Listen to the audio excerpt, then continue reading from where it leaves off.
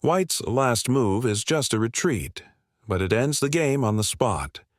To understand why, we have to follow every step that made this quiet finish possible.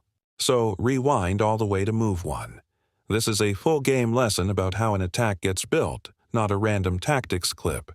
White begins with a flexible knight move and keeps both central pawn breaks available later. Black answers in the same spirit and waits to see which center White wants. The c-pawn comes forward so White can meet Black's d5 break without giving up space for free.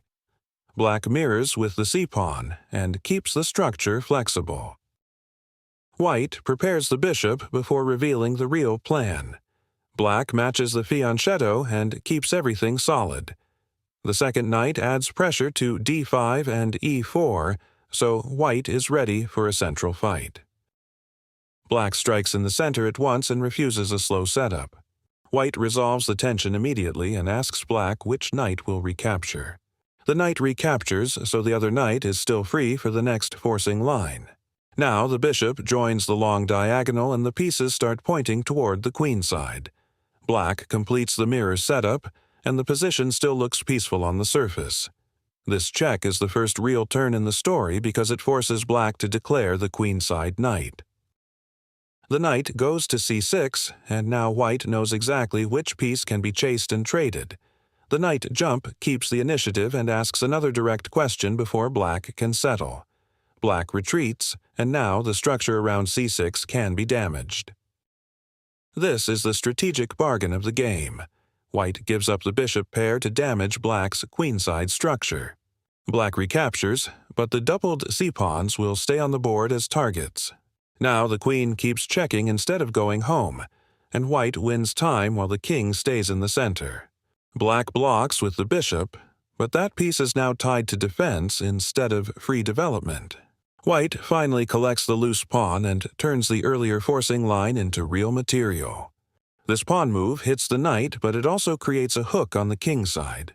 White calmly drops the knight back and keeps the extra pawn without loosening the position.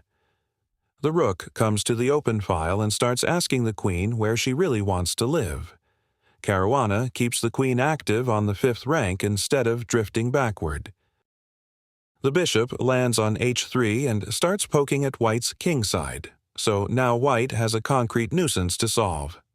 This check is useful because it keeps Black from coordinating comfortably while White decides how to regroup. The knight reaches d7, and Black finally looks close to finishing development. This rook lift is one of the key teaching moments. White protects the king first, and only then thinks about pushing pawns. Black castles, but that only tells White exactly where the attack should go. Now the g-pawn advances, and White earns more space on the king side before opening files. Black hits back with the rook, which is the right practical idea because open lines now matter more than the center. Caruana steps the queen away from the rook and keeps every attacking piece connected. Here is the teaching branch. Black had a tougher defense available, so watch a few moves from the same position before we return to the game.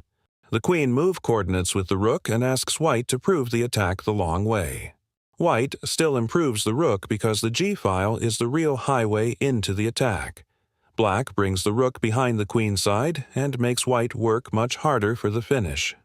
Caruana's queen switches sides, so the attack continues, but the conversion is slower. Black pushes the h-pawn to create luft and keep some control over the dark squares. White can still open the file, but now it takes another capture to do it.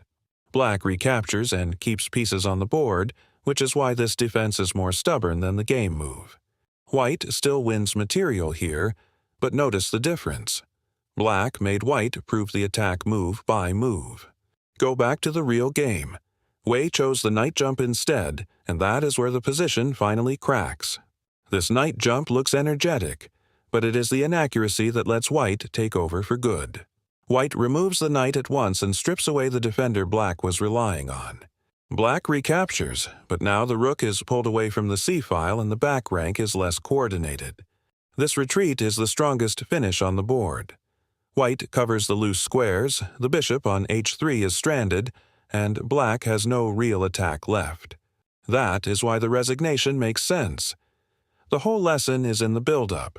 First force concessions, then damage the structure, then expand, and only then cash in tactically.